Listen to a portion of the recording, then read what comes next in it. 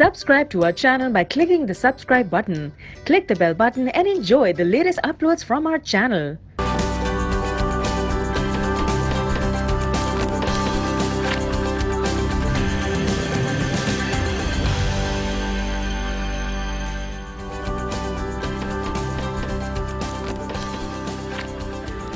अस्सलामुअलैकुम, good morning. आज के साथ मैं हूं सबा और मैं हूं अनम काज़मी। उम्मीद करते हैं आप सब बिल्कुल ठीक ठाक होंगे, खैरियत से होंगे, मजे में होंगे, टॉप होंगे और अपनी लाइफ को भरपूर तरीके से एंजॉय कर रहे होंगे। जी हाँ, बिल्कुल अपनी लाइफ को भरपूर तरीके से एंजॉय भी कर रहे होंगे। और ईद का समा है और बकरा ईद के दिन है, तो डेफिनेटली आप कुर्बानी के लिए भी सरगर्दा परेशान फिर रहे होंगे, मवेशी मंडियों में भी होंगे और डेफिनेटली गुड मॉर्निंग आज का वेट भी कर रहे होंगे। तो गुड मॉर्निंग आज हम बात करने जा रहे हैं किस चीज की। जी हाँ, आज हम एक दफा फिर से बात करेंगे एजुकेशन के हवाले से, क्योंकि एक दफा आपको ओवरव्यू करके बताते चलें कि ओवरऑल इन पूरे 10 दिनों में हमने एजुकेशन के हवाले से एक पूरे 2 वीक्स जो है वो सेलिब्रेट किए हैं, जिसमें हमारा मकसद क्या था। हमारा मकसद ये था कि हम आप तक ये मैसेज पहुंचाएं कि जो लोग भी तालीम हासिल करना चाहते हैं, जो लोग भी पढ़ना चाहते हैं, आप उनकी मदद करें। और इस सिलसिले में TCF फाउंडेशन जो भी अहम कारकर्दगी दिखा रहा है, जो भी इंतजामात कर रहा है, जो भी तालीम के हुसूल के लिए काविशें कर रहा है, आप इस फाउंडेशन को सपोर्ट करें। इस फाउंडेशन की काफ़ी जो टॉपिक्स थे वो हमने आपको बताया कि ये फाउंडेशन किस किस तरीके से काम करती है, किस किस तरीके से जो है ये एजुकेशन प्रोवाइड करती है, क्या क्या इनके टॉपिक्स होते हैं, क्या क्या इनके सब्जेक्ट होते हैं, क्या क्या इनके गोल्स होते हैं, किस तरीके से इनके स्टूडेंट्स आते हैं, किस तरीके से उनको तालीम दी जाती है। जिसमें बहुत सारी चीज़ें शामिल थी, जिसमें साथ साथ टीचर्स का जो है बहुत ज़्यादा कॉपरेट शामिल था, जिसमें बच्चों का बहुत इंटरेस्ट शामिल था, जिसमें ऐसे बच्चे शामिल हैं जो कि अपनी एजुकेशन को अफोर्ड नहीं कर सकते हैं, और जिसमें इस तरह की प्रोग्रामिंग शामिल हैं जो कि इन बच्चों की कैरेक्टर बिल्डिंग करती हैं। जिसमें हमने बात की थी समर वेकेशंस के हवाले से, जिसमें हमने बात की थी समर कैंप के हवाले से, जिसमें हमने इनकी कैरेक्टर बिल्डिंग स्पोर्ट्स के हवाले से बात की थी। और आज हमारे शो में जिस टॉपिक पे हम बात करने जा रहे हैं वो है इनकी एलुमनाई डेवलपमेंट के हवाले से। और इससे पहले भी हम इस हवाले से बात कर चुके हैं, जिसमें हमने बताया था कि इनका एक पूरा इदारा है, इनका एक पूरा मैनेजमेंट सेंटर है जो कि ये भी मैनेज करता है कि इंटरमीडिएट के बाद किस स्टूडेंट को किस फील्ड में जाना है, और अगर वो उस फील्ड में नहीं जा पा रहा है तो उसके ऑल्टरनेटिवली उसको कौन सा सब्जेक्ट चूज करना चाहिए। तो एक ऐसा इदारा जो प्रॉपर स्कूलिंग से लेकर कॉलेज से लेकर यूनिवर्सिटी तक आपकी हेल्प कर रहा है, आपको बता रहा है, उसके हवाले से आप इस इदारे को सपोर्ट कर सकते हैं। आप गुड मॉर्निंग आज के इस पूरे वीक के हवाले से जो भी मालूमात जानना चाहें आप हमारी साइट से जान सकते हैं। हमारा मकसद सिर्फ यही है आज बात करने का, और पिछले 10 दिन जो हम एजुकेशन के हवाले से बात करें उसका मकसद यही है कि support Pakistan, support education and support our economic growth, जो कि हमारी एजुकेशन से हमें हासिल होती है। तो एजुकेशन का मतलब, तालीम हासिल करने का मतलब ये है कि हम अपने पाकिस्तान को सपोर्ट करें, हम अपने पाकिस्तान के यूथ को सपोर्ट करें।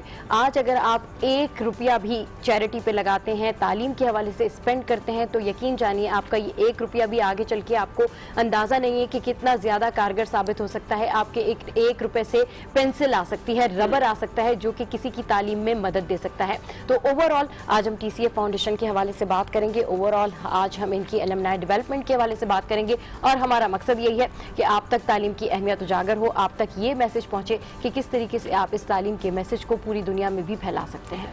बिल्कुल, बहुत क्लैरिटी के साथ मेरा ख्याल है सब आपको बता चुके हैं कि हमारा मकसद क्या था इस एजुकेशन वीक को मनाने का। हमने बहुत से स्टूडेंट के मसाइल भी आप लोगों के सामने लेकर आए हैं, जिसके तहत हम उम्मीद करते हैं कि कुछ ना कुछ सही हमने अपना रोल प्ले किया और बेटरमेंट जो है वो उन स्टूडेंट्स के लिए हो, हमारे एजुकेशन सिस्टम के लिए हो। तो आज भी आखिर में हम एक ऐसे मसले के ऊपर बात करेंगे जिसके हल के लिए TCF अभी तक गामजन है, कोशिशें कर रहा है, और बात करेंगे हम तब जब आप इंटर अपना कंप्लीट कर चुके होते हैं और टाइम आता है आपका यूनिवर्सिटी जाने का।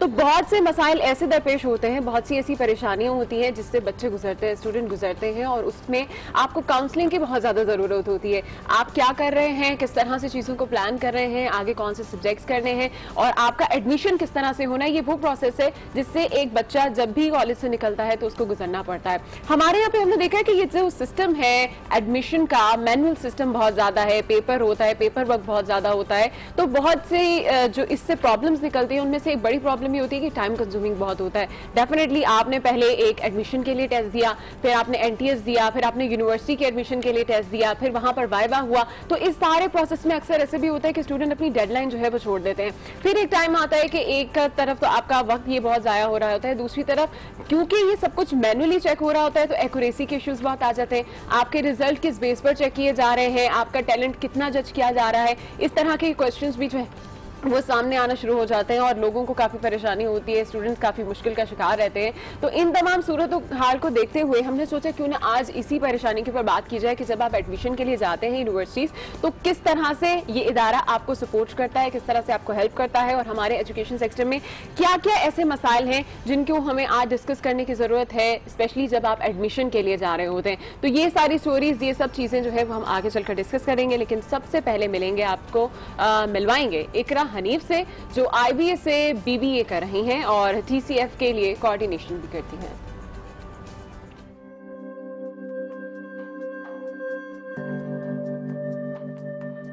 मैं मैनेजमेंट देखती थी। अभी हम लोग देख रहे थे लेवल 1 के स्टूडेंट्स आए हैं, वो काफ़ी इमेच्योर थे, उनको इतना अंदाज़ा नहीं था कि हम क्यों कर रहे हैं। लेकिन जब हमने उनको लेवल 2 के स्टूडेंट से मिलवाया ना, जिनका यूनिवर्सिटी में एडमिशन्स हो गया, और उनके एलुमनाई से मिलवाया TCF के, सेकेंडली फिर वो काफ़ी सीरियस होते हैं इस बारे में, वो पढ़ते हैं, टाइम पर आते हैं, और दूसरा ये कि काफ़ी मोटिवेटेड भी होते हैं कि हमें कुछ करना है लाइफ में। और मिलवाएंगे आपको IBA से BS करने वाले मुनीब खान से, जो TCF के लिए रज़ाकाराना तौर पर बच्चों को तालीम भी देते हैं।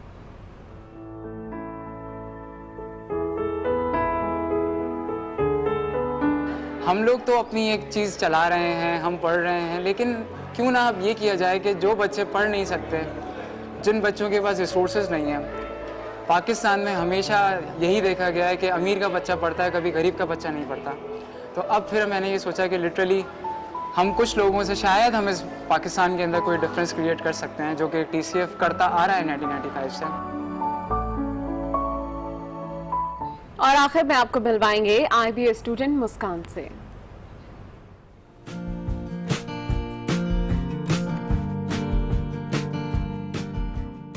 तो एक वक्त मेरी ज़िंदगी में ऐसा भी था कि जब हमारे पास कुछ नहीं था, कोई रिसोर्सेज नहीं थे हमारे पास कि हमने स्कूलिंग कैसे करनी है, आगे किस तरह पढ़ना है, but TCF provided me scholarship. Unit test जब फर्स्ट टाइम मैंने दिया था तो आई वाज नॉट श्योर कि मतलब मुझे लगा था कि मैं क्लियर नहीं कर पाऊँगी, बट ADB की क्लासेस जब ली तो इतनी बेहतरी आई कि NTHB का टेस्ट हुआ, वो भी क्लियर हुआ, STHB का टेस्ट भी क्लियर गया, और उसके बाद अब IBA का भी फाइनली टेस्ट क्लियर हो गया।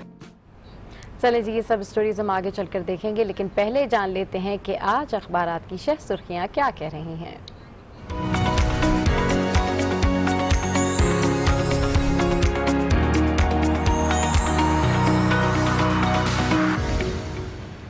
जी जनाब, आज सबसे बड़ी डेवलपमेंट तो ये हुई है कि हम दोनों के अखबार चेंज हो गए। अच्छा। आज जंग मेरे पास है और एक्सप्रेस सबा के पास है। जंग की मेन लीड आपके बता देते हैं। हाँ। और मेन हेडलाइन सबसे पहले मैं आपको बताना चाहूंगी कि सिंध मरदमशुमारी के नताइज मुस्तरद कर दिए गए हैं सिंध की जानिब से। सिंध की आबादी कम जाहिर करना विफाक की साजिश है, अपने हक से दस्तबरदार नहीं होंगे, अपना हक लेकर रहेंगे, निसार खोड़ू का ऐसा कहना है। जबकि MQM पाकिस्तान ने भी मरदमशुमारी के खिलाफ रैली निकालने का ऐलान किया है। 19 साल के बाद ये मरदमशुमारी की गई है, जिसके ऊपर बहुत से खदशात जाहिर किए जा रहे हैं बहुत सी सियासी जमातों की जानिब से। इस वक्त हम देख रहे हैं कि MQM भी कल कह रही थी कि जी धांधली हुई है मरदमशुमारी में, कराची की आबादी को कम बताया जा रहा है, जबकि दूसरी जानिब पीपल्स पार्टी का भी ये मौक़िफ़ है कि ये जो मरदमशुमारी हुई है, ऐसा पॉसिबल ही नहीं है कि इतने साल के बाद मरदमशुमारी हो और आपकी जो तादाद है कराची में, सिंध में लोगों की तादाद जो है वो इतनी कम बताई जाए, क्योंकि कराची में लोग बहुत ज़्यादा हैं, यहाँ पर रिसोर्सेज की भी उतनी ही ज़रूरत है, यहाँ पर इन्वेस्टमेंट की भी उतनी ही ज़रूरत है,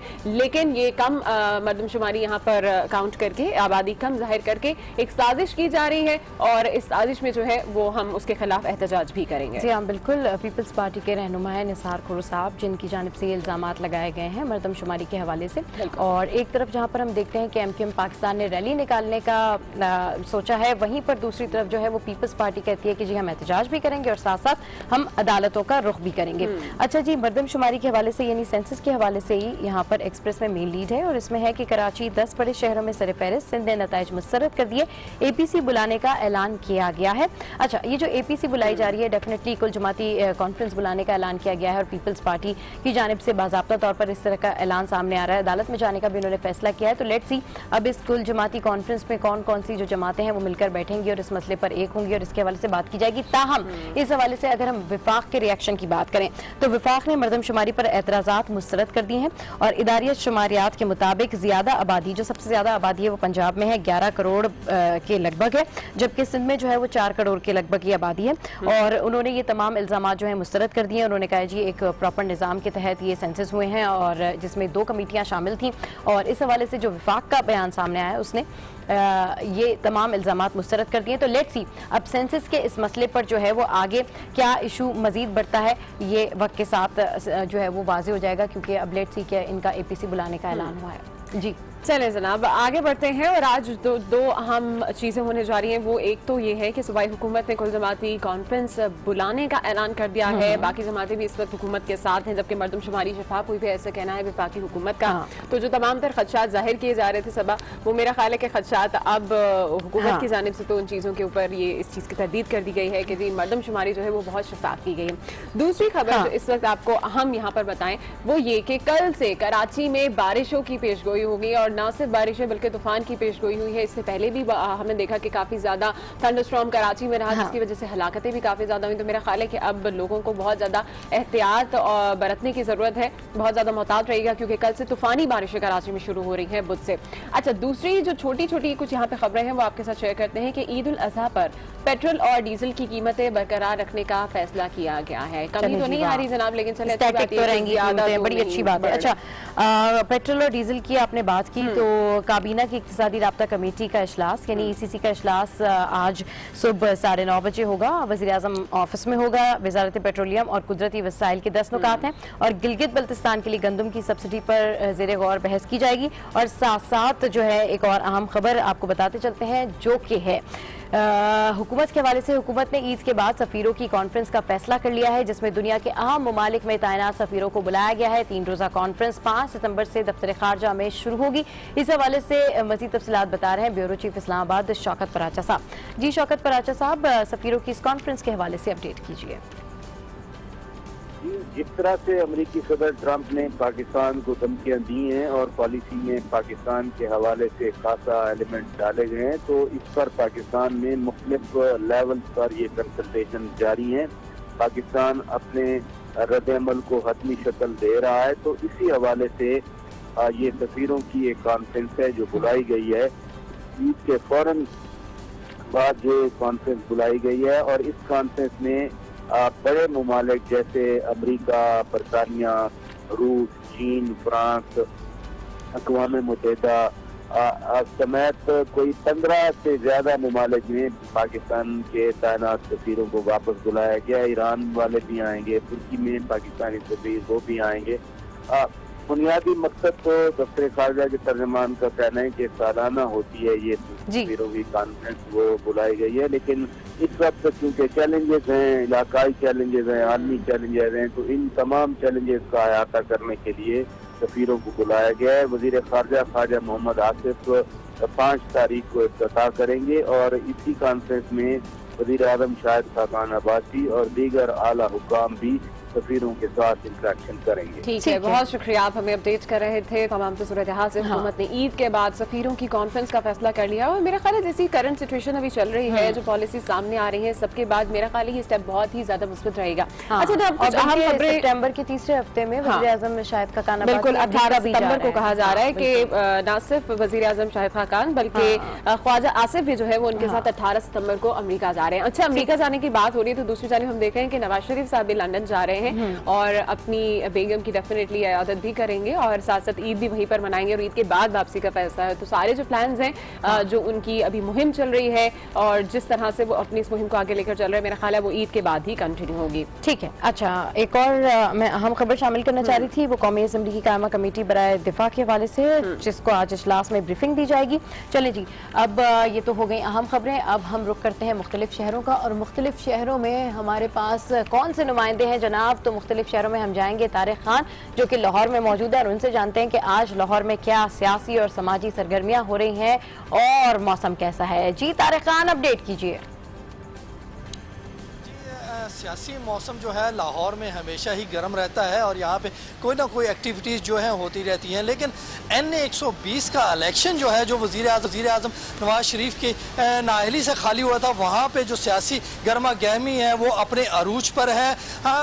पाकिस्तान अवामी तहरीक की डॉक्टर यास्मीन राशिद ने अपनी कैंपेन का आगाज़ शुरू से ही कर दिया था और इसके बाद बेगम कुलसूम नवाज जो है वो मुस्लिम लीग नून की कैंडिडेट हैं। दोनों ख़वातीन में कांटेदार मुकाबला होने की तवक्का है और बेगम कुलसूम मासूम नवाज की साहबजादी मरियम नवाज जो है वो आज से अपनी वालदा की कैंपेन बाकायदा तरीके से शुरू करेंगी और सबसे पहले वो आज दाता दरबार हाजिरी देंगी, जिसके बाद आज वो कारकुनों के काफिले के साथ मजंग में जो मेन ऑफिस है जिसका इफ्तिताह आज वो करेंगी और उसके बाद आज जो है वो बाकायदा वहाँ पे वो खिताब भी करेंगी और कैंपेन का आगाज़ किया जाएगा।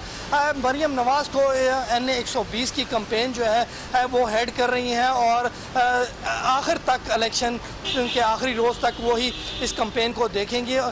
और इसके साथ अगर हम एक्टिविटीज़ देखें तो मियाँ मोहम्मद नवाज शरीफ जो हैं वो जाती उमरा रायवेंड में जो है पार्टी के कारकुनान और लीडरों से मुलाकातें करेंगे और ख़ास तौर पे उनके जो आने वाले मसाइल हैं और बहुत शुक्रिया तालिब खान, आप हमें अपडेट कर रहे थे लाहौर से। और अब हम रुख इस्लामाबाद का, जहां पर आपको बताएं हमारे नुमाइंदे यासिर नजर मौजूद हैं, उनसे जान लेते हैं क्योंकि कौमी असम्बली और सेनेट के इजलास आज होने जाएंगे तो अहम डेवलपमेंट्स है वहां पर भी इजलास की कार्रवाई के हवाले से मज़ीद तफसीलात जान लेते हैं यासिर नजर से।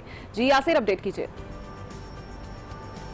जी बिल्कुल, आपको बताएं आज कौमी असम्बली का इजलास भी है। सेनेट का सेशन आज इस वजह से नहीं रखा गया कि आज होल कमेटी का इजलास है जिसमें मजमूई तौर पे जो मुल्क की सूरत हाल है और इसके अलावा जो खारजा पॉलिसी है उस हवाले से जो हिकमत अमली है वो तय की जाएगी। कल जो चेयरमैन सेनेट रजा रबानी है उनकी तरफ से कहा गया था कि आज सेनेट का इजलास मुलतवी करके जो है होल कमेटी जो उसकी मीटिंग रखी जाए उसमें डिबेट की जाए कि किस तरह जो फॉरेन पॉलिसी है इस पर बात की जाए। इस तरह दूसरी तरफ कौमी असम्बली के इजलास में भी आज जो अमेरिका की तरफ से जो सूरत हाल और पाकिस्तान के दरमियान जो कशीदगी की सूरत हाल पैदा हुई है उस पर डिस्कशन होगी और हिकमत अमली तय की जाएगी। तो इस तरह जो कौमी असम्बली और सेनेट में भी आज ये मौजूद ज़ेर बहस रहेगा। सुप्रीम कोर्ट, इलेक्शन कमीशन में कुछ मामूल के केसेस हैं। साथ साथ आपको बताएं पाकिस्तान तहरीक इंसाफ भी आज चकवाल जारी है और रैली निकालने जा रही है। तवक्को ये भी है कि इमरान खान भी वहाँ जाएंगे और भरपूर तरीके से रैली में उनके कारकुनान को उन्होंने कहा है कि वो शिरकत करें। दूसरी तरफ आपको ये भी बताएं शहर इक़्तिदार में इस हवाले से भी जो ख्वाजा आसिफ हैं एक दो प्रोग्राम में उन्होंने जाना है और इसलिए उनकी स्टेटमेंट भी आज अहम है और उस हवाले से भी गौर किया। और दूसरी तरफ मौसम की भी आपको बताएं कि शदीद गर्मी है, आज भी हबस और सुबह से ही मौसम गर्म नजर आ रहा है। जी ठीक है यासिर नजर, अपडेट करते हैं आपका बहुत। और आगे चलते हैं और कराची का रुख करते हैं जहां आज रात से तेज बारिश का इम्कान है। इस वक्त शहर में मौसम की क्या सूरत हाल है और मजीद बारिशों से बचने के लिए क्या इकदाम किए गए हैं, जानते हैं नुमाइंदा आज न्यूज़ वकास खान से। जी वकास खान, अपडेट कीजिए।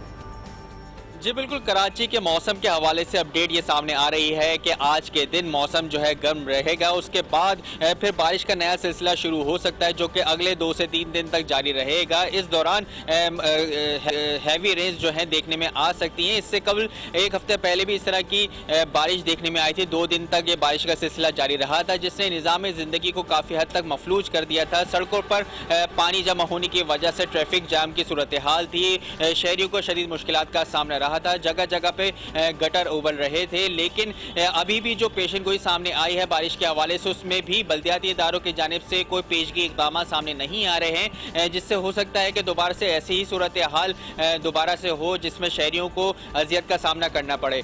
इसी तरह से हमने देखा कि जो नालों के ऊपर कचरों का ढेर लगा होता है उसकी सफाई के हवाले से भी कोई इक़दाम नहीं किए जाते। इसी वजह से होता है कि बारिश के बाद सड़कों पर पानी आ जाता है जिसकी वजह से ट्रैफिक जाम की सूरत हाल होती है, गटर हर जगह जगह पे।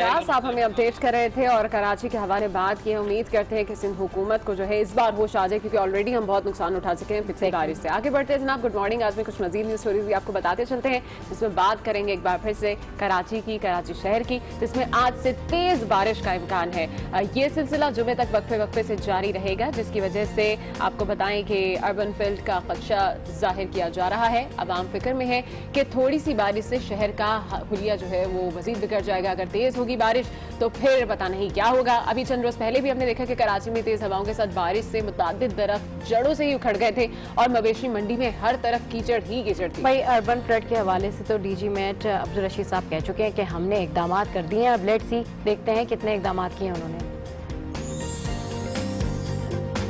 फैसलाबाद की बात कर लेते हैं जहां थाना सदर के एहलकारों ने सुन्नत इब्राहिमी की अदायगी भी अपने तरीके से करने की ठान ली है। समंदरी रोड पर नया मवाना मंडी में खाली जेब बकरा लेने पहुंच गए। अच्छा जनाब, व्यापारियों ने मुर्गे की कीमत पर बकरा देने से इनकार किया तो एहलकारों ने इन्हें तशद्दुद का निशाना बनाने के बाद मुर्गा बना दिया। व्यापारियों ने वाक़े के खिलाफ एहतजाज करते हुए हुकाम से जिम्मेदार पुलिस एहलकारों के खिलाफ कार्रवाई का मुतालबा कर दिया। और बिल्कुल कार्रवाई करनी चाहिए, कानून तो सबके लिए बराबर है भाई। और लोग ये नहीं सोचते कि हम कुर्बानी कर रहे हैं, ये हमें दर्द क्या देती है। इस तरह के वाकयात फिर भी पेश आते हैं। आगे बढ़ते हैं और आपको बताएं कि गुजरावाला का दबंग खान नामी ऊंट, जिसकी एंट्री से मंडी में मच गई है हलचल। थोड़ा जो है नटखट भी है, शरारती भी है, सफेद रंगत और देसी नस्ल के दबंग खान को खरीदने और देखने के लिए बड़े तो बड़े, बच्चे भी दूर दूर से खींचे चले आ रहे हैं। ऊंट के मालिक ने बताया है कि इस खूबसूरत सहराई जहाज की खुराक में दूध, दही, मक्खन, देसी घी, बादाम, मुरब्बा, जात शामिल है। जनाब, वैसे इनके मालिकान इनको बड़ा खिलाते 10 लाख मोल से कम में फरोख्त नहीं करेगा। हाँ, इनके मालिकान इनको बड़ा खिलाते होंगे, क्योंकि हमारी जो गलियां है ना आजकल, वो भी मुझे मवेशी मंडियां लग रही हैं, क्योंकि रास्ते नहीं मिलते। आप गाड़ी लेके जाएंगे कैसे? इधर भी गाय, इधर भी गाय, उधर बकरे। इट वाज लाइक, मुझे तो ऐसे लगता है आप गली में ही निकल जाए तो आपको एक मवेशी मंडी मिल जाएगी, राइट? चलिए जनाब, ईद के हवाले से, ईद की तैयारियों के हवाले से, मवेशी मंडी के हवाले से बातचीत करेंगे हम, लेकिन आगे आने वाली शोज भी यहाँ पर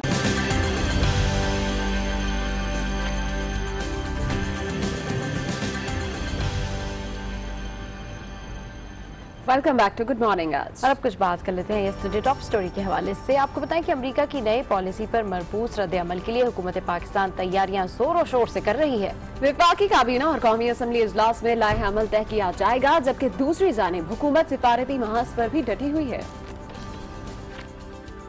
अमरीकी सदर ट्रंप के पाकिस्तान मुखालिफ बयान पर पूरी कौम तो एक जबान है ही, साथ ही कौमी इत्तेफाक राय और दोस्त ममालिक को अपने साथ मिलाने के लिए हुकूमती कोशिशें भी जारी हैं। अमेरिका को मुंहतोड़ जवाब देने के लिए कौमी असम्बली का इजलास भी बुला लिया गया है, जिसमें हुकूमत अवाम के मुंतखब नुमाइंदों को एतमाद में लेकर मुतफ़िक़ा रद्द अमल देने की कोशिश करेगी। इससे कबल वज़ीर आज़म अपनी काबीना के हमरा सर जोड़ कर बैठेंगे, जहां कौमी असम्बली इजलास में अमरीकी पॉलिसी पर सरकारी रद्द अमल को हतमी शक्ल दी जाएगी, जबकि वज़ीर ख़ारजा सूरत हाल पर वज़ीर आज़म और दीगर अराकीन को ब्रीफिंग देंगे। दूसरी जानिब हुकूमत दोस्त ममालिक को अपने साथ मिलाने के लिए सिफारती महाज पर भी सरगर्म है। इसी हवाले से वज़ीर आज़म शाहिद खाकान अब्बासी से बरतानवी हाई कमिश्नर थॉमस जेव ने मुलाकात की, जिसमें वज़ीर आज़म ने अफगानिस्तान में अमन के लिए पाकिस्तान की कोशिशों को उजागर किया और बताया कि खत्ते में इस्तेहकाम के लिए पाकिस्तान के इक़दामात को जायज़ अहमियत नहीं दी गई।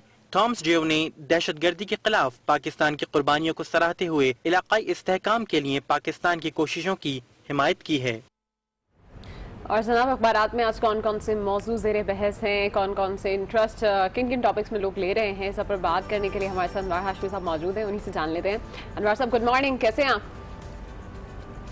I am fine, good morning. क्या लिख रहे हैं आज एडिटोरियल?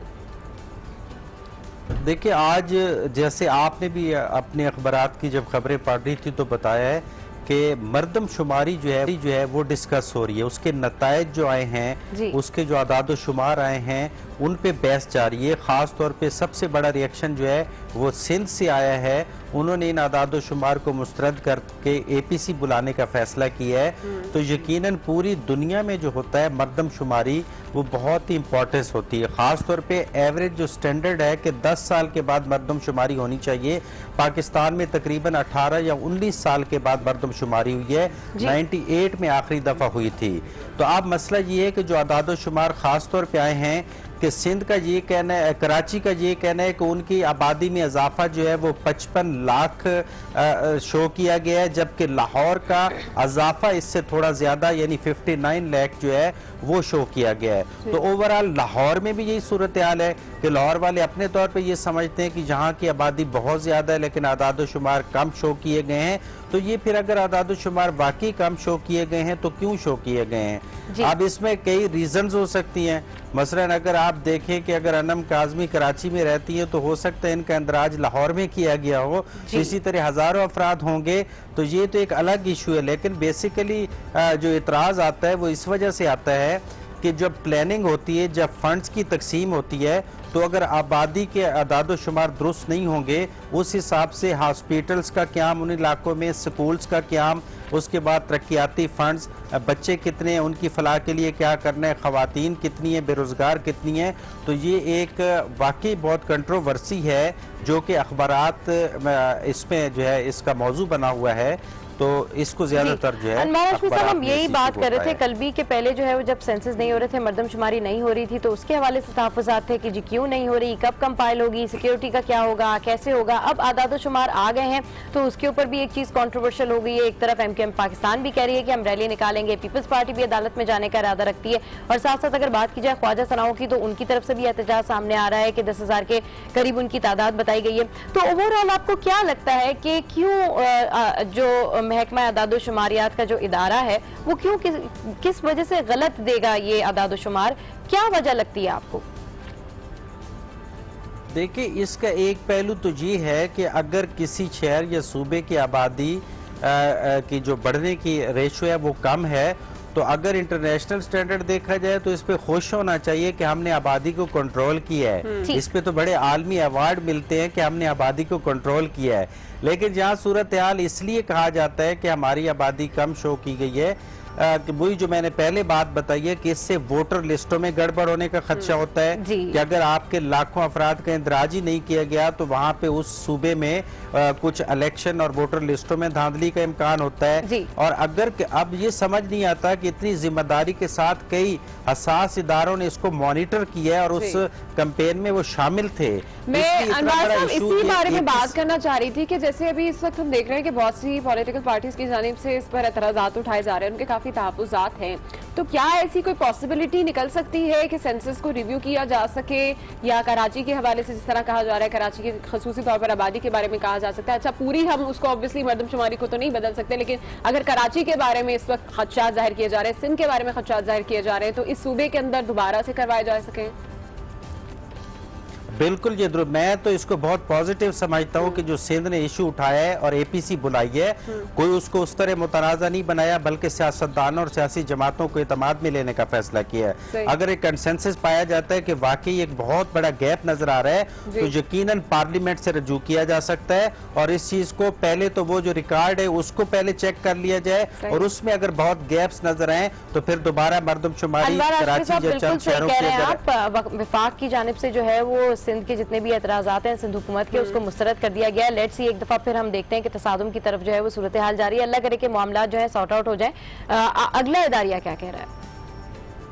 जी, अगला इदारिया में मुख्तसर तौर पे ये बताऊंगा कि जो आज से एक हफ्ता पहले जो डोनाल्ड ट्रंप की पॉलिसी आई थी, अफगान और पाकिस्तान पॉलिसी, और जिसको बिल्कुल वन साइडेड करार दिया गया था पाकिस्तान के खिलाफ, तो उसमें अमेरिका का रिएक्शन आया। इवन कि अमेरिका का जो मीडिया है और तज्जियाकार है उन्होंने भी इस पॉलिसी को बहुत मुतनाज़ा करार दिया है। लेकिन एक दफ़ा हमें एक खौफ और अफसोस की फिजा महसूस हुई, लेकिन जो हमारी लीडरशिप है, अस्करी क़यादत और पोलिटिकल क़यादत जो है, उन्होंने बहुत अच्छे तरीके से इसको हैंडल किया है। इसको मुतनाज़ा बनाने की बजाय खारजा सतह पर इसको उठाया है। हमने सऊदी अरब से, तुर्की से, चीन से रजू किया, फिर रशिया से रजू किया, क्योंकि वो भी एक फरीक है इस खित्ते में। तो अब हमने बड़ा वजीर आजम ने और आर्मी चीफ का जो मौक़िफ़ आया है पिछले चंद दिनों में, आर्मी चीफ ने इशारा दिया है बॉर्डर मैनेजमेंट का और अफगान मुहाजिरीन की वापसी का, और इशारा दिया अफगानिस्तान को कि अगर आप हमारे बारे में ये ख्यालात रखते हैं तो आपके तो इशू ये हैं, ये अपने आप अफगान मुहाजिरीन को मैनेज करो ताकि आपको पता चल जाए। बिल्कुल अनवर साहब, इस वक्त हम देख रहे हैं कि सफीरों की मीटिंग भी कॉल की गई है पाकिस्तान की जानिब से। हमने देखा कि पूरी क़यादत जो है वो इस वक्त मुत्तहिद ही दिखाई दे रही है। अब आगे हम देख रहे हैं कि 18 सितंबर को ये लोग अमेरिका भी जा रहे हैं, वजीर आजम साहब और हमारे वजीर खारजा जो है वो भी अमेरिका जा रहे हैं। क्या समझते हैं किस स्टांस को उनको बाहर लेकर जाना चाहिए, किस लेवल पर रहकर बात करनी चाहिए, पाकिस्तानी मौक़िफ़ वाज़ेह किस तरह से करना चाहिए? बिल्कुल, देखो ये बहुत अच्छा तरीक़ाकार है। कोई भी सुपर ताकत ही क्यों ना हो, खाली धमकियां देने या पाकिस्तान में ड्रोन हमले करने से किसी कौम को डराया नहीं जा सकता। अगर आपके तमाम फरीक मुत्तहिद हैं तो यकीनन अखबारात की इदारियों में भी वाज़े लिखा हुआ है कि जो खारजा सतह पे जिस तरीके से आप इसको काउंटर कर रहे हैं या सफ़ीरों के जरिए जो राब्ते कर रहे हैं, इसके बहुत मुस्बत नताइज आएंगे। भारत को हमने इशारे करा दिए हैं कि आपका कश्मीर का इशू जो है वो खुद आलमी सतह पर उठना चाहिए। वहाँ पे आप जुल्म कर रहे हैं और आप अफगानिस्तान में एक गैर ज़रूरी फरीक बने हुए हैं। तो ये इस नुकात, ठोस नुकात पे जो हम पॉलिसी लेके चल रहे हैं, बहुत मुस्बत नताइज जाएंगे। अमेरिका और उसकी दिफाई कुव्वतों को अंदाजा हो जाएगा कि पाकिस्तान को वन साइड पर रख के और खाली इंडिया के साथ पार्टनरशिप करके वो इस खित्ते में नताइज हासिल नहीं कर सकेगा। बिल्कुल सही कह रहे हैं अनवर हाशमी साहब, बहुत शुक्रिया, आपने 2 एडिटोरियल्स के ऊपर बात की और इंतहाई चीजें जो है उन्होंने डिस्कस की हैं। ट्रंप को या अमेरिकन को अब आइडिया हो गया होगा कि जी पाकिस्तान भी जो है खाली खुली नहीं बैठा है, पाकिस्तान की भी अपनी पॉलिसी, और पाकिस्तान को भी अब आइडिया हो गया इस बयान के बाद जी अब अपनी प्रोजेक्शन अपने काम के हवाले से बिल्कुल सॉलिड करनी है। तो आगे बढ़ते हैं और टॉप वर्ल्ड स्टोरी के हवाले से अनम बता रही है। बिल्कुल, टॉप वर्ल्ड स्टोरी में आपको बताएं कि शुमाली कोरिया ने बैलिस्टिक मिसाइल का तजर्बा किया है जो जापान की फिजाई हुदूद से गुजरता हुआ समंदर में गिरकर तबाह हो गया है। और ये पहली मर्तबा है कि शुमाली कोरिया का मिसाइल जापान की फिजाई हुदूद से गुजरा है।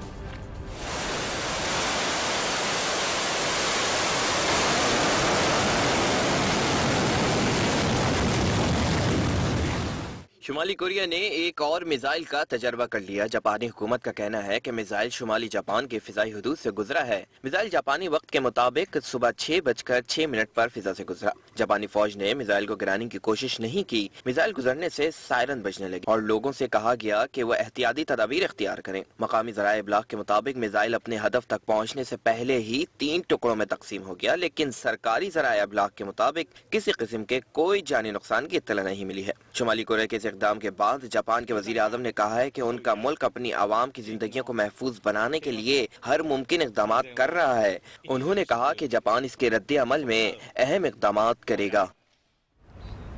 नजर डालते हैं मजीद कुछ आलमी खबरों पर, जिसमें सबसे पहले बात करते हैं इकरा का। और इस वक्त हमारे साथ स्टूडियो में मौजूद है Natasha Khan, English course supervisor TCF, और ADP इनके साथ हैं असद साजिद, और team lead TCF ADP Nadeem Hussain जो गवर्निंग बॉडी मेंबर भी हैं ADP के। तो इन सबको हम कहेंगे यहाँ पर बहुत बहुत खुशामदीद, वेलकम टू गुड मॉर्निंग आज। और साथ साथ इनके जो हैं वो हैं उस्मान जहीर भी, जो स्टूडेंट हैं और TCF स्कूल में ही पढ़ते हैं। अच्छा, सबसे पहले आपसे बात करेंगे, ये बताएं कि डेफिनेटली आप गवर्निंग बॉडी के मेंबर हैं और एलुमनाई डेवलपमेंट प्रोग्राम के साथ भी हैं, तो किस तरीके से प्रिपरेशंस होती हैं? क्या इसमें MCAT, ECAT और तमाम वो सब्जेक्ट शामिल हैं जिसमें स्टूडेंट्स जाना चाहते हैं या उसकी प्रिपरेशंस करना चाहते हैं? जी बिल्कुल, मैं आपको बताता चलूं कि रज़ाकाराना तौर पर काम करना TCF की असास में शामिल है जी।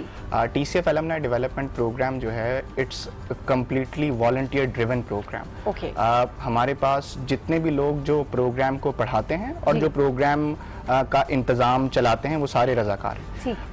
TCF एलुमनाई डेवलपमेंट प्रोग्राम में TCF के बच्चे को जब वो मैट्रिक करके स्कूल से फारिग तहसील होता है, वहाँ से लेकर यूनिवर्सिटी में दाखिले तक उसकी मदद और रहनुमाई की जाती है। और हम जो TCF ADP में जो TCF एलुमनाई टेस्ट की तैयारी करने आते हैं, उन्हें पाकिस्तान की बेहतरीन यूनिवर्सिटीज़ के लिए तैयारी करवाते हैं। और उसमें जिस तरह आपने कहा, उसमें इंजीनियरिंग यूनिवर्सिटीज़ भी शामिल हैं, उसमें लिबरल आर्ट्स के कॉलेजेस भी शामिल हैं, उसमें बिजनेस स्कूल्स भी शामिल हैं, उसमें पाकिस्तान के टॉप नॉच सोशल साइंसेस के प्रोग्राम्स भी शामिल हैं। तो जिस प्रोग्राम में बच्चे का रुझान और दिलचस्पी होती है, उस हवाले से बच्चे की तैयारी करवाई जाती है। ठीक। अच्छा, एडमिशन्स के हवाले से तो आपने बताया कि लोगों को प्रिपेयर करवाया जाता है। नताशा, आपकी जानिब आना चाहूँगी, क्या स्कॉलरशिप प्रोग्राम्स जो होते हैं और बच्चे उसके लिए अप्लाई करना चाहें, एप्लीकेशन फिल आउट करने में भी आप लोग हेल्प करते हैं? जी। So when we say that we train them, तो वो सिर्फ पढ़ाने पे रिस्ट्रिक्टेड नहीं है। The entire process, admission process, scholarship process, even उसके साथ साथ जो इमोशनल काउंसलिंग करनी पड़ती है, because we have people who are struggling jobs and education साथ बाय साथ। मेरा एक करंटली एक स्टूडेंट था, वो मैकेनिक भी था, अब वो पढ़ने भी आ रहा था। So to manage all that, everything is a part of it, it's just not restricted to teaching, वो सब उसमें आ जाता है। ठीक, सब आ जाता है। अच्छा, असद से बात करेंगे। असद, आप टीम लीडर भी हैं, तो जब किसी के साथ लीडर लग जाए ना तो बड़ी रिस्पॉन्सिबिलिटी उसके ऊपर आ जाती है, और स्टूडेंट्स के जो मसले मसाइल होते हैं ना वो बेइंतहा होते हैं। कभी किसी को किसी क्लास में कोई इशू होता है, कभी किसी को टीचर से इशू होता है, कभी क्लास टाइमिंग के ऊपर कोई इशू होता है, तो किस तरीके से आप सारा कुछ मैनेज कर रहे होते हैं? तो हमने इन स्टूडेंट्स के अलग अलग सेक्शन बनाए होते हैं। ठीक। टाइमिंग के इशू को हम सॉल्व करने के लिए उन स्टूडेंट्स को उस सेक्शन में प्लेस कर देते हैं जिस सेक्शन की टाइमिंग उनको सूटेबल है। ठीक। और इसके हवाले से स्टूडेंट्स की जो प्रॉब्लम्स हैं उनसे डील करने के लिए मेरी एक अलग से टीम है तो हम जितने भी प्रॉब्लम्स हैं उनकी प्रॉब्लम सुनते हैं। अक्सर ऐसा होता है कि लोग जॉब कर रहे होते हैं तो वो साथ साथ क्लासेस लेने नहीं आ सकते, तो उनके लिए फिर हम क्लासेस ऐसी टाइमिंग्स में रखते हैं जिस टाइम पे वो आ सकें आराम से। अच्छा नदीम, ये बताइएगा जैसे कि ये IBA के टीम लीड हैं, इसी तरह how many chapters do you have in this programme? So currently we have 3 established chapters, one at IBA. Now IBA is the founding chapter of the program. Okay. We have other 2 chapters, one at IOBM, the Institute of Business Management. It's popularly known as CBM. The 3rd chapter is at Habib University. Okay. And now we are in the process of forming 3 more chapters, one at NED University of Engineering and Technology, the other at Zabist, and the 3rd one at FAST. We really think that ये जो under graduate students होते हैं, ये जो उम्र का हिस्सा होता है 17 से लेके 21 साल तक, इसमें पाकिस्तानी नौजवानों में बहुत ज़्यादा एनर्जी होती है and they really want to put something in right place. So through this program and with our partner universities, we provide them that opportunity, and I think Natasha is sitting with us and they feel fulfilled volunteering with the program. Right सही। अच्छा नदीम, आपसे मज़ीद इसी हवाले से कुछ पूछना चाहूँगी कि डेफिनेटली आप लोग प्रिपरेशंस कराते हैं मुख्तलिफ प्रोफेशनल सब्जेक्ट्स के हवाले से, तो मैक्सिमम जब स्टूडेंट्स आते हैं तो उनका मैक्सिमम इंटरेस्ट कौन सी फील्ड में जाने के लिए आपको कहते हैं कि सर हमें उस सब्जेक्ट के लिए उस फील्ड के लिए प्रिपरेशंस करनी है? Boys mostly engineering, girls mostly medicine, मगर फिर भी एक होता है ना कि मैक्सिमम ज़्यादातर लोग किस फील्ड में जाना चाहते हैं? देखिए हमारे यहाँ आप लोग अल्हम्दुलिल्लाह TCF पे एक प्रोग्राम्स की सीरीज कर रहे हैं, तो आपकी माशाल्लाह understanding about the organisation and the mission is very good. TCF देखें ऐसी जगहों पे स्कूल बनाता है जहाँ पे स्कूल नहीं होता। When we say कि स्कूल नहीं होता, तो ना तो सरकारी स्कूल होता है और ना ही low cost private school, there is no school at all. और TCF स्कूल बनाता है या तो कच्ची आबादियों में या देही इलाकों में। अब जब स्कूल वहाँ बनाता है तो पढ़ने वाले बच्चे भी वहीं के होते हैं। मेजॉरिटी बच्चे जो होते हैं वो अपने खानदान के पहले अफराद होते हैं जो कि स्कूल जाते हैं, एंड लेट ऑल अलोन के वो किसी यूनिवर्सिटी जाएं या इंटरमीडिएट करें। तो बच्चे जो हैं वो जो पाकिस्तान में, जिस तरह आपका सवाल था, ट्रेडिशनल जो फील्ड हैं कि बच्चियां मेडिसिन में जाएं और लड़के जो हैं वो इंजीनियरिंग में जाएं, ऐसा रुझान होता है लेकिन बहुत ज्यादा नहीं होता। बच्चे जब हमारे पास मैट्रिक के बाद आते हैं तो वो कदरे फ्रेश होते हैं, तो जब असद एंड इनकी वॉलंटियर टीम्स उनकी काउंसलिंग करती है, तो we have students who study social development and policy, we have students who then study mechanical engineering, we have students who study economics and mathematics. So हमारे जो बच्चे ADP में तैयारी करने आते हैं, they are over the time they get very clear कि हर शोबे की अपनी एक अहमियत है और उनकी जिसमें दिलचस्पी होती है हम भी उन्हें इनकरेज करते हैं, दे आर देमसेल्फ मोटिवेटेड कि वो उसी प्रोग्राम में। अच्छा नताशा, ये बताइएगा मुझे, आपके ऑब्वियसली हम जिस दौर के अंदर हैं यहाँ पर कंपटीशन बहुत ज़्यादा है, और जब आप बड़ी यूनिवर्सिटीज़ की बात करते हैं उनके लिए बच्चों को प्रिपेयर कर रहे होते हैं, तो एक तो ये प्रॉब्लम जो बच्चों को फेस करनी पड़ती है कि मखसूस सीट होती है, दूसरा ये कि कोटा सिस्टम होता है, बहुत से चैलेंजेस होते हैं जिनसे निपट कर आपको एडमिशन मिलता है, बहुत एक लंबा और लेंथी प्रोसेस होता है जिसके बाद आपको एडमिशन मिलता है। इन सब चीज़ों के लिए TCF ने ऑब्वियसली स्कूल लेवल पर भी पढ़ाया, मतलब बच्चों को ट्रेनिंग की है, फिर वो आगे भी उनकी रहनुमाई कर रहा होता है। कितना ज़्यादा आप समझते हैं सक्सेसफुल आप लोग अपने आप को कंसिडर करते हैं इन तमाम चैलेंजेस में, जहाँ पर प्राइवेट स्कूल एंड कॉलेजेस के भी बच्चे आए हुए होते हैं और आपके बच्चे भी वहाँ पर होते हैं? अच्छा, so I think at this point एक बात ये है कि यहाँ पे मैं वॉलंटरली काम करती हूँ, बट यही काम मैं एक कमर्शियल एप्टीट्यूड सेंटर पे भी करती हूँ। Right, so I am paid there and obviously that's a job there, और यहाँ पे वॉलंटियर वर्क है, तो मैं 2 किस्म के स्टूडेंट से डील कर रही हूँ। तो एक डिफरेंस ये है, and I have notice this, कि जो वहाँ पे मेरे एप्टीट्यूड सेंटर पे स्टूडेंट्स आते हैं उनमें विल पावर और रेजिलियंस कम होता है। अच्छा, विल पावर रेजिलियंस बिल्कुल नहीं के बराबर होता है। और यहाँ जो मेरे वॉलंटियर वर्क में स्टूडेंट्स आते हैं, they have will power and they have to do something. तो उसमें ये होता है कि most of the time challenges दोनों को फेस करने, जो भी आपने बताया वो चाहे वहाँ से आए या यहाँ से आए, चैलेंजेस दोनों को फेस करने। बट द डिफरेंस इज कि जो मेरे वॉलंटियर वर्क के स्टूडेंट्स होते हैं उनमें इतनी हिम्मत होती है that to prepare them for a downfall, अल्लाह ना करे कि आप सक्सेसफुल नहीं, it's a lot easier, right? क्योंकि अगर उनको आप पुश करते हैं, लेकिन नताशा उर्दू मीडियम स्कूल से ये लोग निकलते हैं और इंग्लिश का जितने सख्त टेस्ट होते हैं उनके लिए आप कितना अरसा लगता है प्रिपेयर कराने में? एकदम से तो बच्चा इंग्लिश पे इतना फ्लुएंट नहीं हो सकता। नहीं, I agree with you and that's where I come in. So we have 2 levels. Level 1 and level 2। तो ये तकरीबन 2 साल की एक ट्रेनिंग प्रोग्राम होता है। लेवल 1 जब इंटरमीडिएट में फर्स्ट ईयर में बच्चे आते हैं, उसके बाद भी सेंड देम टू लेवल 2, ताकि जब उनका सेकेंड ईयर में आए वो, तब उस साल उनको यूनिवर्सिटी की तैयारी करनी होती है। So rigorously it's around a 2-year programme that they are a part of. Obviously because of XYZ reason कभी कभार कुछ बच्चे 2 साल नहीं आ सकते, तो दे डायरेक्टली कम इनटू लेवल 2।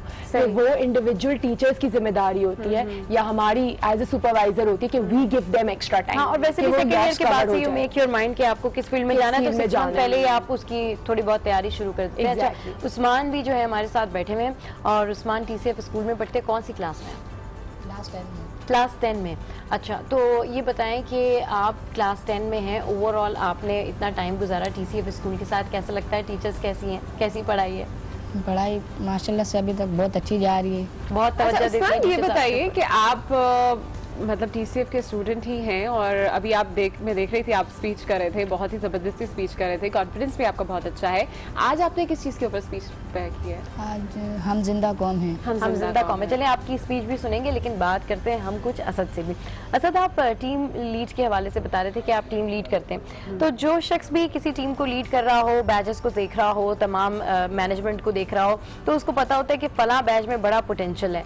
तो कोई आपका ऐसा बैच जिसके तमाम स्टूडेंट्स का ही प्रोफेशनल यूनिवर्सिटीज़ में या कॉलेजेस में एडमिशन हुआ हो? ये प्रैक्टिस हमने पिछले साल से स्टार्ट की थी कि जो स्टूडेंट्स बहुत अच्छा परफॉर्म करते हैं, हम उनका एक अलग से टीचर अलग से सेक्शन बना लेते हैं और उसको बेहतरीन टीचर्स प्रोवाइड करते हैं। अच्छा, मॉडर्न सेक्शन ही बनाते हैं।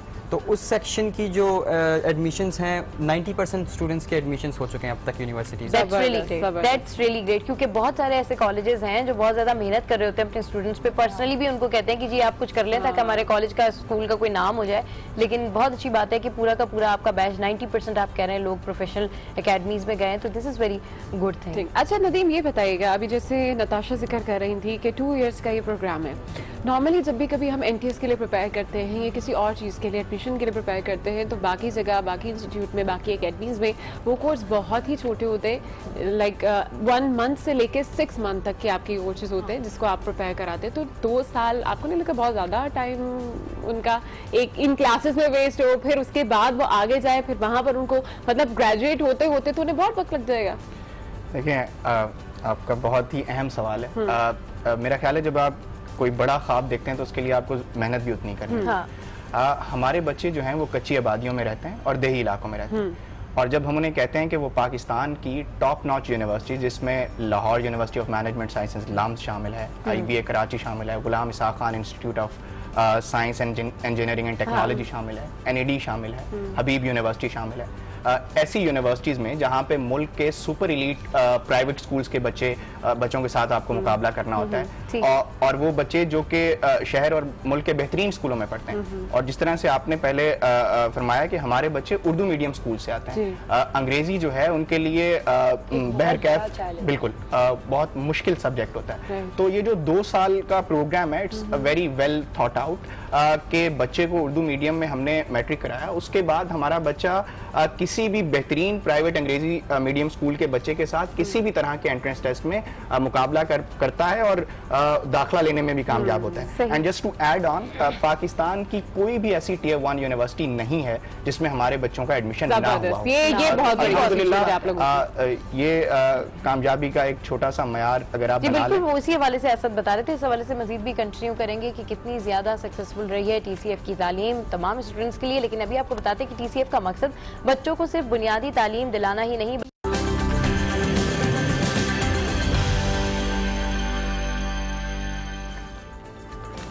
Welcome back to good morning. आज और जनाब, आज बहुत सी बातें हो रही हैं, तो साथ साथ आपको आज की तारीख के हवाले से भी आगाह करें जो कि इंतहाई अहम है।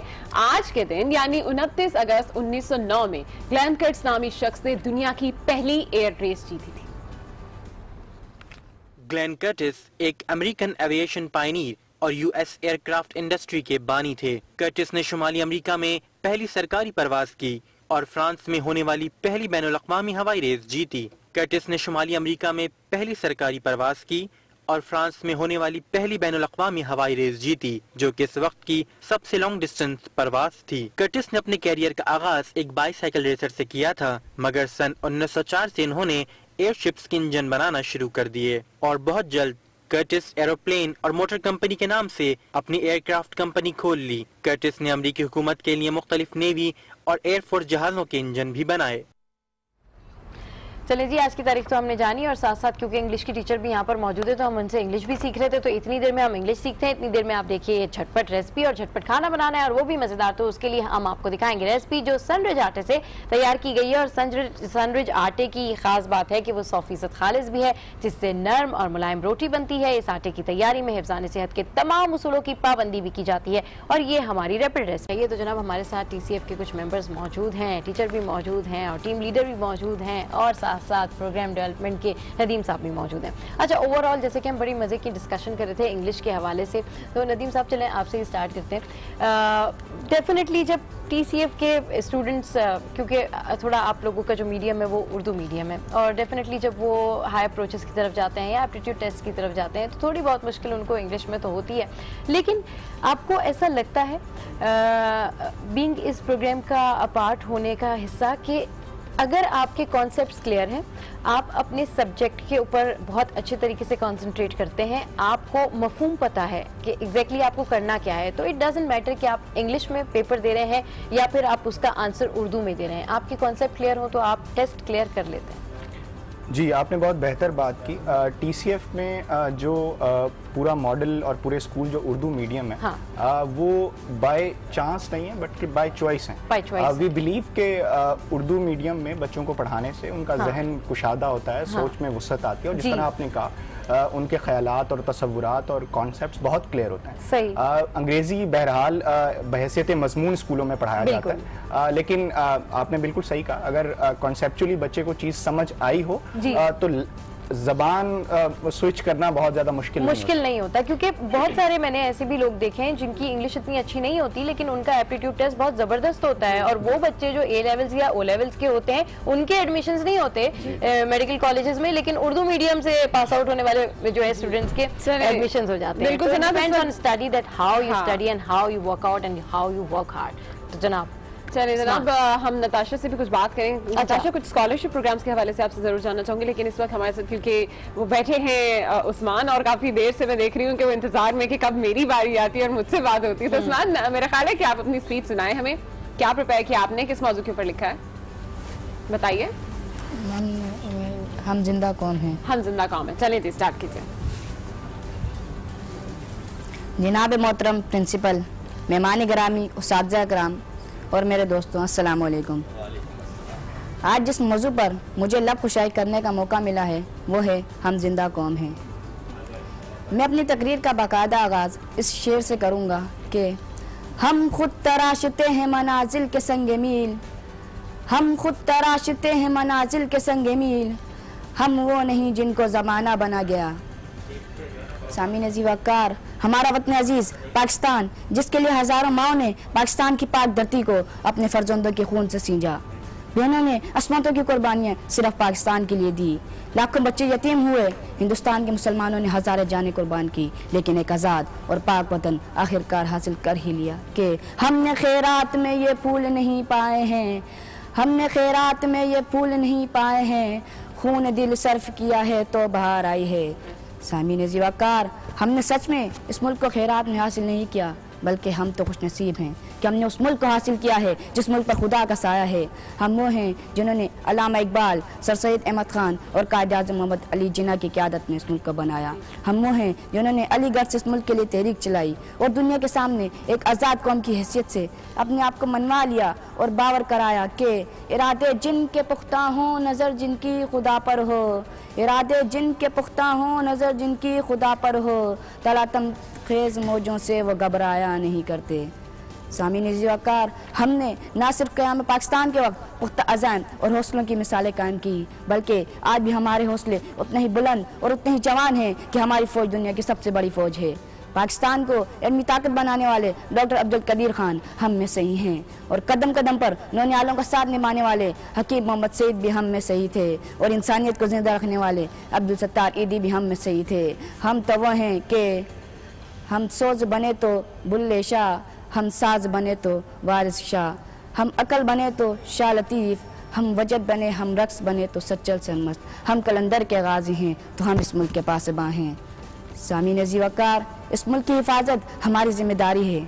हमें अपने मुल्क में दरपेश मसाइब से नहीं घबराना, बल्कि उनका डटकर मुकाबला करना है और अपने बुजुर्गों के नक्शे कदम पर चलना है, क्योंकि हम जिंदा कौम हैं। हम अपने इस मुल्क को यहाँ तक लेकर आए हैं और इंशाअल्लाह अपने इस मुल्क को तरक्की याफ्ता कौमों के सफ़ अव्वल में भी खड़ा करेंगे, क्योंकि हमारे पाकिस्तान का मुस्तकबिल बहुत ताबनाक है।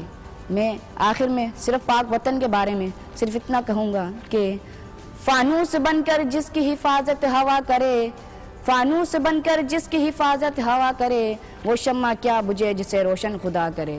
शुक्रिया। वेरी नाइस उस्मान, बहुत ही जबरदस्त आपने स्पीच की। बताइए कितना टाइम लगा था इसको तैयार करने में, कितने दिन लगाए? 1 वीक लगा है, लेकिन जबरदस्त जनाब। आपने जिस तरह से उसको डिलीवर किया है, जिस तरह से आपको शेर याद थे, मुझे तो आज तक एक भी शेर याद नहीं होता। अच्छा, आपसे मैं बात करना चाह रही थी कुछ स्कॉलरशिप प्रोग्राम के हवाले से नताशा। जो आपके स्टूडेंट्स हैं, एडमिशन होना तो एक फेज है, लेकिन स्कॉलरशिप तक पहुंचना एक बहुत बड़ी अचीवमेंट है कि आप किसी भी यूनिवर्सिटी में, किसी भी कॉलेज में एडमिशन ले रहे हो, वहाँ पे आप फ्री 100% स्कॉलरशिप कंपटीशन ही चल रहा होता है। Exactly. कोई ऐसे स्टूडेंट्स आपके जो आपके नज़र में हों जिन्होंने स्कॉलरशिप हासिल की है और अब वो स्कॉलरशिप के तहत जो है कुछ मुल्क से बाहर भी गए हैं, कोई ऐसे स्टूडेंट्स का जिक्र? जी, so we have the national talent hunt programme and we have in TCS? नहीं, it's a part of IBA। Okay. जो IBA देता है। What was the other one? We have NOP and LUMS।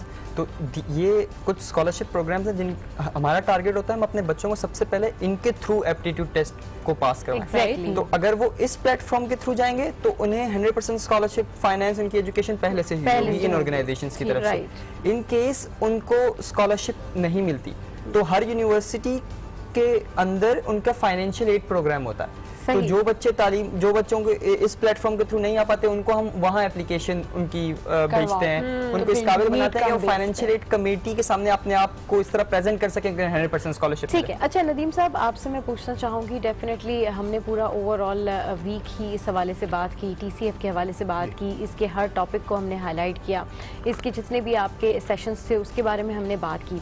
अगर broad vision में हम बात करें तो क्या मैसेज देना चाहेंगे आप TCF के फाउंडेशन से? देखें, ओवरऑल जी बहुत सादा सा पैगाम है। TCF का एक मिशन स्टेटमेंट है और वो अंग्रेजी ज़बान में लिखा गया। वो मिशन स्टेटमेंट यह है कि TCF wants to remove the barriers of class and privilege from education. आज TCF के बच्चे जिस तरह से आपने बताया, पाकिस्तान के ना सिर्फ बेहतरीन इदारों में पढ़ते हैं बल्कि पाकिस्तान के बेहतरीन इदारों में प्रोफेशनली भी अपनी सर्विसेज दे रहे हैं, सिविल सर्विस हो, पाकिस्तान आर्मी हो और मुल्क के जो दीगर इदारे हों। तो TCF का बहुत सादा सा पैगाम है कि अगर हम मसले का हल नहीं है तो हम फिर मसले की वजह हैं। और इसीलिए आपने जो पूरी सीरीज़ की उसमें TCF में आप सिर्फ ना फाइनेंशियली कंट्रीब्यूट नहीं कर सकते, आप अपने वक्त के साथ भी कंट्रीब्यूट कर सकते हैं, आप अपना वक्त दे सकते हैं। बहुत शुक्रिया आप लोगों का भी हमें वक्त देने के लिए, Nadeem, Asad, Natasha and Usman, thank you so much for joining us. तो जनाब, आज हमने बात की है TCF के हवाले से और हमने कोशिश की है कि जो मुहिम हम चला रहे थे उस मुहिम से आप लोगों को कुछ फ़ायदा हुआ हो, पाकिस्तानी एजुकेशन सिस्टम को समझने का बारे में आपको मौका मिला हो। तो जनाब, बात कर रहे हैं TCF की, तो TCF से तालीम हासिल करने वाली मुस्कान ने ADB प्रोग्राम के जरिए एप्टीट्यूड टेस्ट की तैयारी की और IBA में एडमिशन लिया। जी हाँ, IBA में एडमिशन भी लिया और अपनी जब तालीम इन्होंने मुकम्मल की है तो उस पर मुस्कान का ये कहना है कि ये वॉलंटियर वर्क करेंगी और गरीबों में भी तालीम मुफ्त बांटेंगी। चले जनाब, इसी के साथ ये प्रोग्राम अपने इख्तिताम को पहुंचता है, लेकिन जाने से पहले आपको ज़रूर ये कहना चाहेंगे कि इस इदारे को मैक्सिमम सपोर्ट कीजिए, क्योंकि ये जिस कॉज के लिए काम कर रहा है उसी में मेरा ख्याल है कि हमारी कामयाबी की ज़मानत भी है। जी हाँ बिल्कुल। और जाने से पहले आपको बताएंगे कि पॉप मौसीकी के शहंशाह माइकल जैक्सन के मद्दा आज उनका 59वां यौम पैदाइश मना रहे हैं। माइकल जैक्सन ने अपने पहले solo album of the wall के जरिए पॉप मौसीकी की दुनिया में अलग पहचान बनाई है। आइए आपको इनके कुछ सॉन्ग सुनाते हैं, तो ऐसे हंसते रहिए, मुस्कुराते रहिए और देखना मत भूलिए कीप वॉचिंग गुड मॉर्निंग आज।